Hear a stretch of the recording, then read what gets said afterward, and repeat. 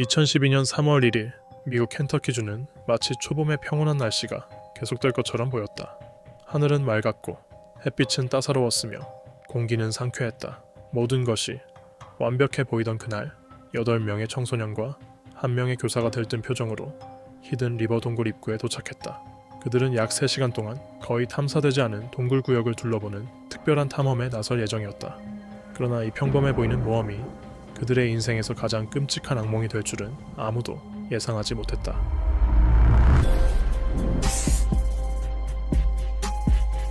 미국 켄터키 주 호스케이브에 위치한 히든 리버 동굴은 평범한 관광지가 아니다.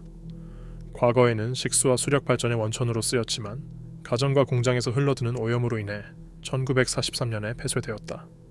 이후 50년 동안 동굴 입구에서는 독성 가스가 뿜어져 나왔고 그곳은 사실상 버려졌다.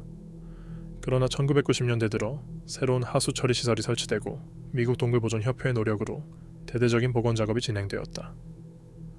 1992년에는 미국 동굴박물관이 개관했고 동굴 역시 다시 대중에 개방되었다.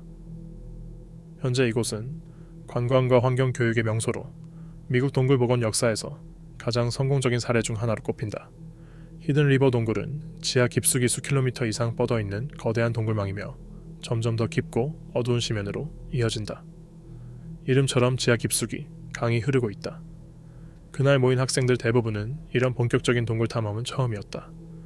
지질학과 지하 생태계를 직접 가르치고 싶었던 교사는 특별한 수업 방식으로 이 여행을 계획했다.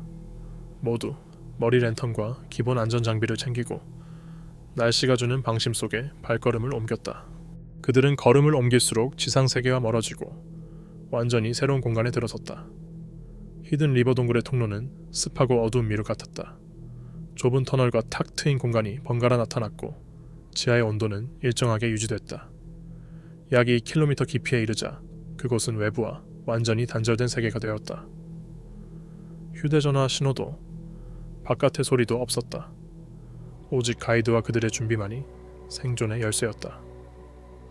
그러나 지상에서는 날씨가 전혀 다른 표정을 드러내고 있었다. 그들이 깊숙한 동굴 속을 탐험하는 동안 하늘 위에서는 짙은 먹구름이 빠르게 모여들었다. 슈퍼셀이라 불리는 거대한 폭풍이 형성되고 있었는데 이 폭풍은 단 몇 분 만에 엄청난 양의 비를 퍼부을 수 있다. 처음엔 몇 방울 비가 떨어졌지만 이내 사납게 변해 계곡과 하천을 범람시키고 지형을 거대한 급류로 만들었다. 동굴 안 사람들은 이 상황을 전혀 알지 못했다. 여전히 암석 지형을 관찰하며 지하 생태계에 대해 배우고 있었지만 그 사이 수백만 리터의 빗물이 동굴 입구로 밀려들기 시작했다. 지하강 시스템은 마치 거대한 배수로처럼 지상에 쏟아진 물을 균열과 틈새를 통해 모조리 빨아들였다. 평소에는 잔잔한 가을을 만들지만 폭우가 쏟아질 때는 단 몇 분 만에 치명적인 홍수로 변할 수 있었다. 지상에서 히든 리버 동굴의 관리자인 데이비드 포스터와 가이드는 상황을 예의주시하다가 단순한 비가 심각한 재난으로 번지고 있음을 깨달았다. 그들이 잘 아는 지하강은 무서운 속도로 불어나고 있었다. 수위는 30cm, 60cm, 그리고 거의 1m에 이르렀다. 지하 홍수는 지상 홍수와 다르다. 물이 퍼질 공간이 없기에 강력한 압력으로 동굴 통로를 밀고 들어온다. 포스터와 가이드는 선택의 기로에 섰다. 그룹이 안전한 높은 지대를 찾기를 기다릴지 아니면 즉시 구조에 나설지. 하지만 그들은 깊이 2km 지점에는 피할 수 있는 공간이 거의 없다는 것을 잘 알고 있었다. 조금만 지체해도 구조는 불가능해질 터였다. 망설일 시간 없이 두 사람은 비상 장비를 챙기고 이미 물이 차오른 동굴로 들어갔다. 흐린 급류는 걸음을 옮길 때마다 더 거세졌다. 동굴 속을 걷는 것은 마치 눕혀진 폭포를 거슬러 오르는 것과 같았다. 물살은 온몸을 밀어붙였고 균형을 잃으면 더 깊은 곳으로 휩쓸려 갈 수 있었다. 그들은 벽과 천장의 돌출부를 손끝으로 더듬으며 가슴까지 차오르는 물속을 헤쳐나갔다. 그 사이 동굴 안의 학생들과 교사는 이상한 기운을 느끼기 시작했다. 작은 가을이 순식간에 거친 강으로 변했고 물소리는 포효하듯 울렸다. 돌아가려 했지만 이미 통로는 물로 가득 차 있었다. 랜턴 불빛 속에 보이는 건 진흙빛 물이 순식간에 마른 공간을 집어삼키는 모습이었다. 학생들은 작은 돌출부 위에 모여 물이 차오르는 것을 바라봤다. 어떤 학생은 울었고 어떤 학생은 그저 멍하니 있었다. 교사는 침착하려 했지만 상황의 심각함을 누구보다 잘 알고 있었다. 비가 지금 당장 그쳐도 물이 빠져나가려면 몇 시간, 어쩌면 며칠이 걸릴 수 있었다. 발목까지 차오른 물은 금세 무릎, 그리고 허리까지 닿았다. 좁은 공간에서 단 몇 센티미터의 차이는 생과 사를 갈랐다. 포스터와 가이드는 그룹이 있을 법한 위치를 머릿속 지도로 그리며 전진했다.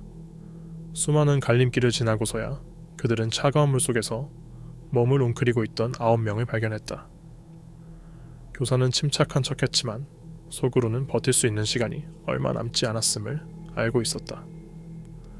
원래 왔던 길로 돌아가는 것은 불가능했다. 그 길은 완전히 잠겨 있었다. 그러나 가이드는 다른 경로를 알고 있었다. 거의 알려지지 않은 비밀 통로였다. 그는 자신의 몸에 밧줄을 묶고 모두에게 꽉 잡으라고 했다. 그리고 시작된 건 좁고 물찬 터널을 지나야 하는 위험천만한 여정이었다.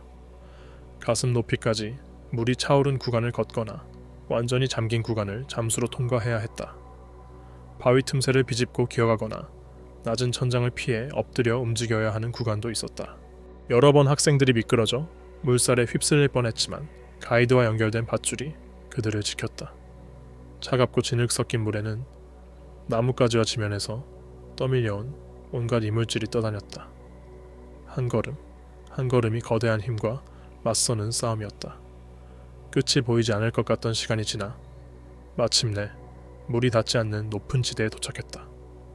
그 후로는 비교적 안전한 마른 통로를 따라 홍수 피해가 덜한 다른 출구로 나갈 수 있었다. 지상의 모습을 드러냈을 때 모두 탈진했고 저천증에 시달렸지만 살아있었다.